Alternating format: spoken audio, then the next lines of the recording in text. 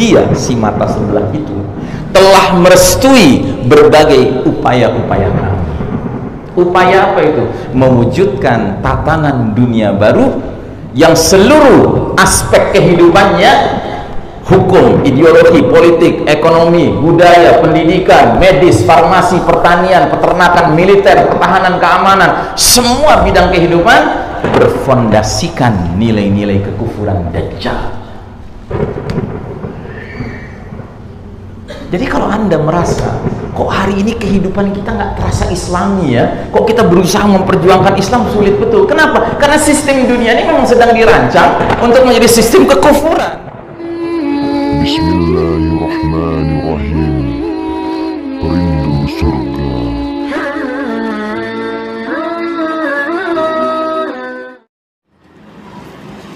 Mata sah, kapan dah kiamat terjadi? Nah, di sini Nabi menjawab, mal mas'ulu anha bi'a'lama minas sa'il. Orang yang ditanya tidak lebih tahu daripada orang yang bertanya. Dikejar lagi sama dia. Wa ma amaratiha. Apa tanda-tandanya kalau kiamat sudah dekat? Maka Nabi jelaskan dua tanda. Yang pertama kata Nabi, bila budak perempuan telah melahirkan majikannya, dan bila orang-orang yang tidak beralas kaki, telanjang dada, miskin, penggembala domba berlomba membangun gedung-gedung tinggi. Terus laki-laki ini berdiri pergi meninggalkan masjid, meninggalkan majelis para sahabat. Nabi bertanya pada Umar, ya Umar, kamu tahu siapa laki-laki itu? Allah wa rasuluhu a'lam. Allah dan Rasulnya lebih tahu. Maka kata Nabi, itulah malaikat Jibril alaihissalam datang ke tengah-tengah kita mengajarkan din kepada umat ini. Masya Allah Ta'ala ya. Maka hadis ini terkenal dengan sebutan hadis Jibril ya. Karena ini hadis di mana Jibril sekali-sekalinya tampil dalam wujud laki-laki yang dilihat oleh banyak sahabat sekaligus ya. Nah, yang menarik dari hadis ini adalah kita selama ini memahami bahwa dinul Islam, agama Islam ini pilarnya itu tiga. Pilar rukun iman, pilar rukun Islam, dan pilar al-ihsan. Ingin mengerti perkara-perkara keimanan, pelajari rukun iman. Ingin mengerti perkara-perkara ibadah, pelajari rukun Islam. Ingin mengerti soal akhlak, kuatkan pemahaman dan penghayatan akan ihsan. Padahal ada pertanyaan keempat yang sangat penting, yang tidak mungkin itu ditanyakan kalau tidak penting. Nah, karenanya ada ulama dari Yaman yang berpendapat berdasarkan hadis ini, sesungguhnya ada pilar keempat dari dinul Islam. Namanya pilar alamatus sa'ah, tanda-tanda kiamat ya. Inilah yang menyebabkan kami sejak mungkin 10 tahun yang lalu punya fokus perhatian dakwah tentang akhir zaman ya. Karena kami memandang ini salah satu bidang yang termasuk tidak terlalu banyak diperhatikan oleh banyak orang. Nah, padahal ini bidang ilmu yang kalau kita dalami seolah-olah hadis-hadis Nabi tentang akhir zaman itu membuat kita seperti dekat sekali dengan Nabi Muhammad SAW. Karena hadis-hadis ini sangat berguna untuk umatnya yang hidup jauh jaraknya dengan beliau ya. Jadi di samping ada rukun iman, rukun Islam, al-ihsan, ada alamatus sa'ah, tanda-tanda sudah dekatnya kiamat. Dan ternyata pembahasan tentang tanda-tanda dekatnya kiamat ini sangat penting bagi umat Islam, terutama yang tidak hidup bersama Nabi, bahkan sangat jauh jarak waktunya dengan Nabi ya. Sebagai contoh, ada sebuah hadis yang sempat membuat para sahabat tercengang, heran, karena mereka tidak bisa membayangkan apa yang Nabi katakan itu. Tapi kalau kita kaitkan dengan kondisi kita sekarang, justru hadis itu cocok sekali dengan kondisi kita sekarang. Nabi pernah mengatakan, la tattabi'unna sunanal ladzina min qablikum shibran bi shibrin wa dhira'an bi dhira'in hatta law dakhalu fi juhri dabbin lattaba'tumuhum. Sungguh kalian umat Islam kelak nanti akan mengikuti kebiasaan cara hidup umat-umat sebelum kalian, sejengkal demi sejengkal, sehasta demi sehasta, perlahan tapi pasti, sehingga sekiranya mereka yang kalian ikuti masuk lubang biawak sekalipun, kalian akan terus mengikuti mereka. Ini realita kita hari ini ya. Nah, jadi saudaraku rahimakumullah, apa yang kita alami ini harus kita sadari terkait dengan semua urusan hidup kita. Karena Yahudi Nasrani yang mimpin dunia hari ini, Pak, mereka ingin memperkenalkan sebuah sistem kehidupan baru yang mereka sendiri perkenalkan lewat lembaran kertas dolar Amerika Serikat. Ya, kalau Anda punya uang $1 Amerika Serikat, Anda lihat ada gambar lingkaran, tulisannya The Great Seal. Itu bahasa Inggris ya. Seal itu artinya materai, stempel. Great itu mulia, agung ya, jadi stempel yang agung. Ada gambar apa di situ? Ada gambar piramida tunggal terpotong bagian atasnya. Tahu piramida ya, yang di Mesir itu terpotong bagian atasnya. Di atas piramida itu ada segitiga, di dalam segitiga itu ada mata tunggal ya. Di sekitar segitiga bermata tunggal itu ada garis-garis, seolah-olah mengisyaratkan mata tunggal itu merupakan sumber cahaya, sumber petunjuk, sumber bimbingan. Terus mereka tulis di bawahnya kalimat bahasa Latin, bunyinya Novus Ordo Seclorum. Apa artinya? Novus artinya baru, order artinya tatanan, sistem ya. Seclorum artinya dunia. Jadi mereka punya mega proyek namanya tatanan dunia baru, New World Order. Dan mereka ingin memasukkan semua penduduk planet bumi ini, apapun agamanya, ke dalam kotak piramida tunggal ini, yang mengerucut kepada pimpinannya yang simbolnya bermata sebelah. Sedangkan bagi kita umat Islam, simbol mata sebelah itu siapa? Dajjal. Nabi bersabda, innahu a'wara laili wa inna rabbakum laisa bi'awar. Sesungguhnya Dajjal itu bermata sebelah, sedangkan Rabb kalian tidak bermata sebelah. Dan mereka tulis di atasnya, masih di lingkaran tadi ada tulisan lagi bahasa Latin, Annuit Quiptis. Apa artinya? He has favored our undertakings. Dia, si mata sebelah itu, telah merestui berbagai upaya-upaya kami. Upaya apa itu? Mewujudkan tatanan dunia baru yang seluruh aspek kehidupannya, hukum, ideologi, politik, ekonomi, budaya, pendidikan, medis, farmasi, pertanian, peternakan, militer, pertahanan, keamanan, semua bidang kehidupan berfondasikan nilai-nilai kekufuran Dajjal. Jadi kalau Anda merasa kok hari ini kehidupan kita nggak terasa Islami ya, kok kita berusaha memperjuangkan Islam sulit betul. Kenapa? Karena sistem dunia ini memang sedang dirancang untuk menjadi sistem kekufuran, sistem kesyirikan, sistem yang menyambut roh palsu namanya Dajjal. Ingat, Nabi Muhammad SAW telah menjelaskan kepada kita kalau nanti Dajjal keluar, dia akan mengucapkan kalimat mirip seperti ucapan Fir'aun. Apa itu kalimatnya? Ana rabbukum, aku Rabb kalian. Jadi kata Nabi, nanti Dajjal masuk ke satu kampung, dia proklamasikan di hadapan penduduk kampung itu, ana rabbukum, aku Rabb kalian. Dan kalau penduduk kampung itu sepakat, anta rabbuna, iya anda Rabb kami.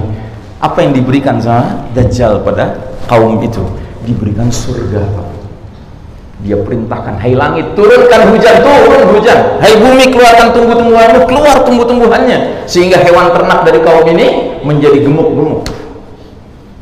Tapi kalau Dajjal datang ke satu kampung, dia nyatakan hal yang sama, ana rabbukum, tiba-tiba kampung ini adalah kampung orang beriman dan mereka istiqomah dalam iman mereka. Mereka jawab dengan lantang, Rabbunallah anta al-masihud Dajjal. Rabb kami Allah, kamu ini sang penipu Dajjal. Maka Dajjal murka.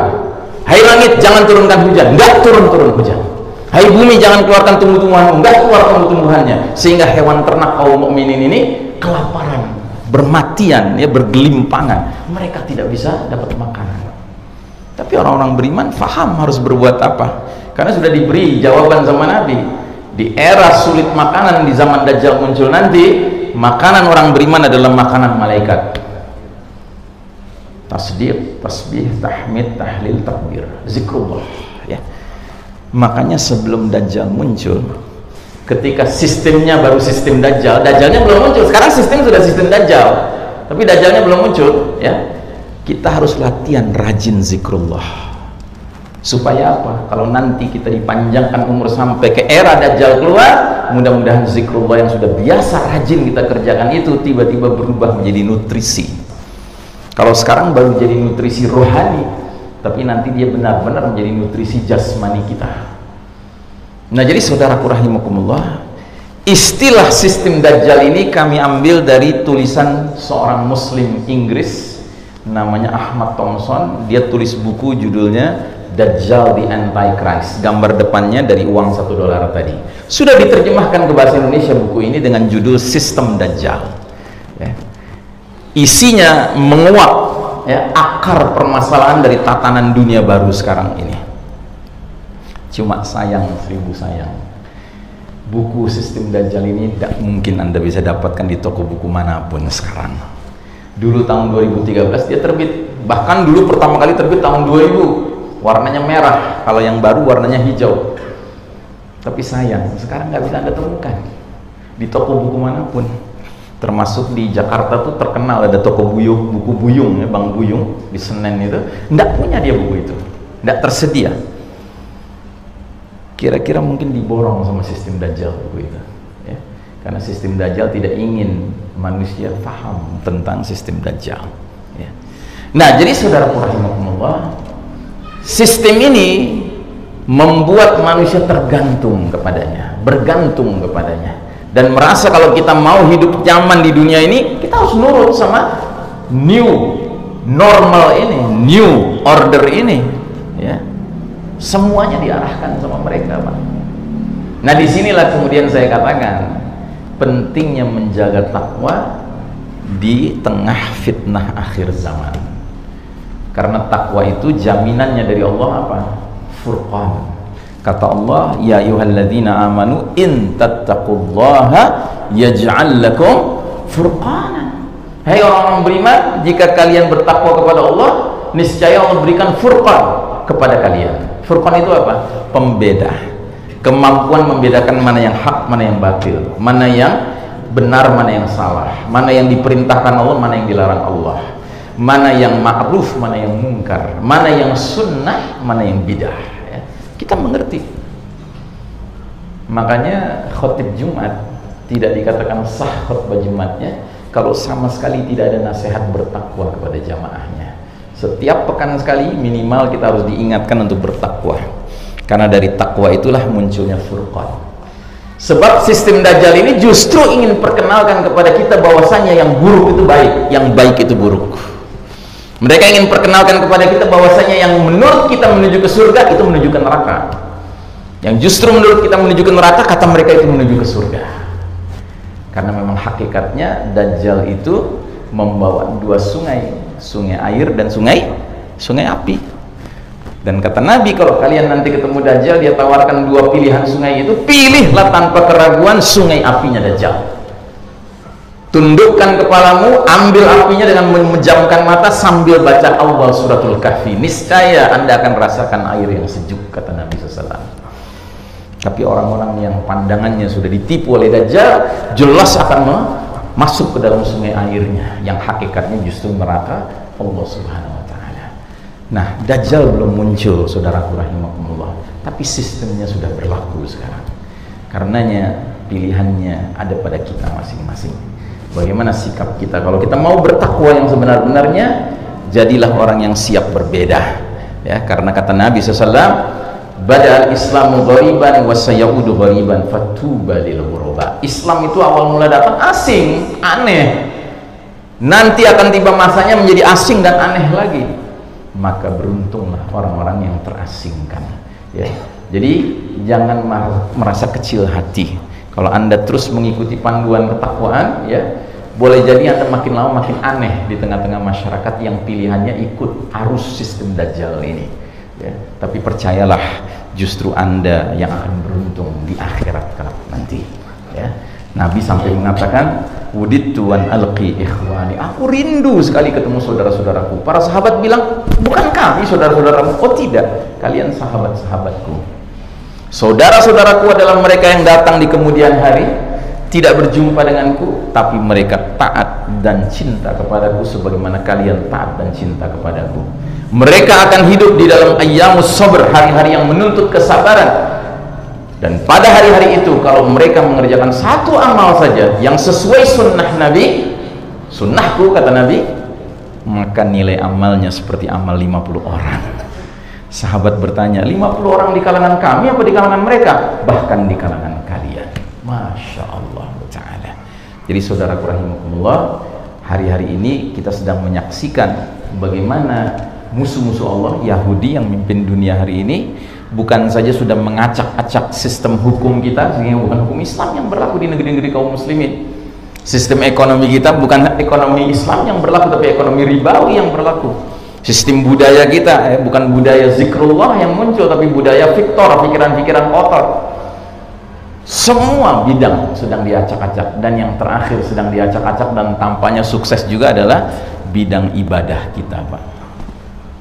Sholat kita sedang diacak-acak, sehingga entah sejak kapan umat Islam kok tiba-tiba kena penyakit lupa, ya, bahwa ternyata kita kalau sholat berjamaah itu nggak boleh berpencaran, berpisah, tidak boleh. Sekarang aturannya begitu. Ini yang bikin siapa? Yahudi ini yang bikin. Jangan Anda kira, Ustadz, itu kan ulama-ulama yang mengeluarkan fatwanya, itu kan di Masjidil Haram aja begitu, Masjid Nabawi aja begitu. Jangan Anda berpikir begitu. Mereka bukan yang menentukan, mereka ada lagi yang menentukan di atasnya. Apa Anda tidak merenungkan kenapa ulama-ulama di Saudi tidak mengeluarkan pujian kepada Erdogan ketika dia merubah museum menjadi masjid? Kalau mereka peduli, mesti mereka keluarkan pujian. Sebagaimana mestinya mereka keluarkan celaan terhadap pemerintah India yang tiba-tiba merubah masjid menjadi kuil, Masjid Babri. Nah, tidak berbunyi mereka. Karena hakikatnya pengaruh Yahudi sudah sangat dahsyat. Baru-baru ini kita dengar seorang imam Masjidil Haram yang terkenal, saya nggak akan sebut namanya, khutbah Jumat sudah mulai mengisyaratkan kemungkinan, ya, Arab akan berdamai dengan Yahudi Israel. Arab itu Arab Saudi, dan banyak ulama-ulama yang masih istiqamah yang menegur, yang mengkritiknya, tapi tidak dipedulikan sama pemerintahan kerajaan Arab Saudi hari ini, ya. Dan ketahuilah, sebagai penutup saya bacakan hadis dari Nabi. Dan sebelum saya bacakan hadis, saya bacakan ayat dulu tentang kaum ini. Kata Allah Ta'ala, la tajidanna asyaddan nasi adawatan lil ladzina amanu al-yahuda wal ladzina asyraku. Sungguh engkau Muhammad akan temukan manusia yang paling hebat permusuhannya kepada kaum beriman adalah kaum Yahudi dan kaum musyrikin. Dua kelompok. Terus dalam hadis kata Nabi, innal yahuda qad sa'imu dinahum. Sesungguhnya kaum Yahudi itu sudah bosan dengan agama mereka, dan mereka itu sangat hasad kepada kita umat Islam dalam 3 urusan. Yang pertama, raddis salam. Kebiasaan muslim ketemu muslim lain, muslim ini ucapkan assalamualaikum, dia jawab waalaikumsalam. Itu Yahudi hasad sama kita. Karena Yahudi paling tidak senang melihat umat Islam itu saling berkasih sayang karena Allah, saling berukhuwah Islamnya, itu mereka tidak senang. Ya, mereka nggak senang lihat umat Islam jabatan tangan, maka dibikin aturan sekarang nggak boleh jabatan tangan. Mereka nggak senang umat Islam saling bersedekah dengan senyumnya, maka ditutup senyumannya itu. Ya. Saya sekarang kalau belanja, Pak, ya, di tempat yang sangat harus pakai begituan itu, ya kan? Itu habis transaksi saya bilang sama pemilik tokonya, Pak, saya sedang senyum nih, Pak. Nah, gitu. Kan nggak kelihatan, tapi saya tegaskan sama dia, Pak, saya sedang senyum ini, Pak. Gitu.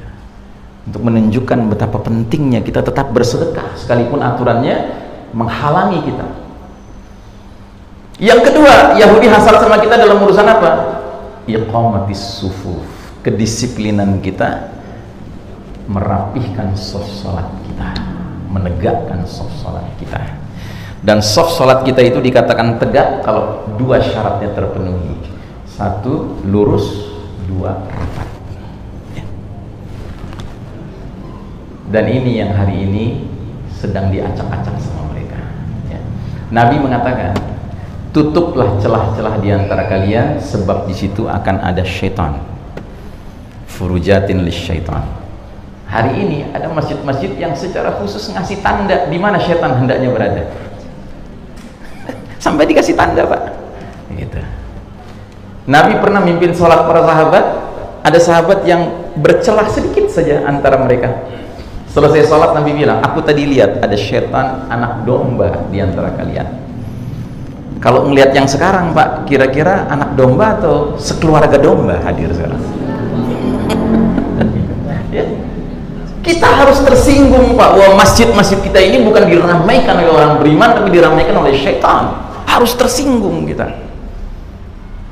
Dan ini Yahudi sekarang sedang senang sekali melihat pusat masjid umat Islam, Nabawi dan Al-Haram, justru tidak lagi iqamatis sufuf. Dan yang ketiga, kata Nabi, hasadnya kaum Yahudi pada kita dalam urusan ucapan kaum muslimin di belakang imam sholat wajib mereka, yaitu kalimat amin dalam sholat-sholat jahar, maghrib, isya, subuh, dan sholat Jumat. Artinya apa? Makin keras suara aminnya, makin hasad Yahudi. Maka mereka berupaya bagaimana caranya supaya masjid-masjid itu nggak terlalu rame.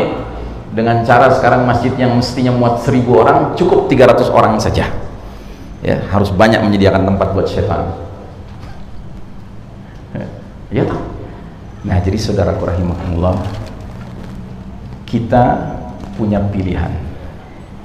Ikut sistem Dajjal atau ikut sunnah Nabi Muhammad SAW. Ya. Tadi sudah dikatakan, kalau kita ikut sunnah Nabi di zaman yang sulit ini, satu kali amal mengikuti sunnah Nabi nilainya seperti amal 50 sahabat. Ya. Falyatanafasil mutanafisun fastabiqul khairat. Berlomba-lombalah dalam kebaikan. Jangan biarkan diri kita ini sadar tidak sadar masuk dalam jebakan perlombaan keburukan. Ya. Demikian saya kira untuk malam hari ini, mudah-mudahan apa yang saya sampaikan tidak menambah kerumitan hidup Bapak dan Ibu, tapi makin memperjelas betapa pentingnya kita menjaga iman dan takwa kita, karena sesungguhnya inilah satu-satunya solusi untuk selamat di dunia wal akhirah, sebagaimana pesan Allah Ta'ala dalam suratul Baqarah, fatazawwadu fa inna khairaz zadit taqwa. Berbekallah kalian, sebaik-baik bekal adalah ketakwaan. Wassallallahu ala nabiyyina Muhammadin wa ala alihi wa sahbihi wa sallim tasliman walhamdulillahi rabbil alamin. Wassalamualaikum warahmatullahi wabarakatuh. Bismillahirrahmanirrahim.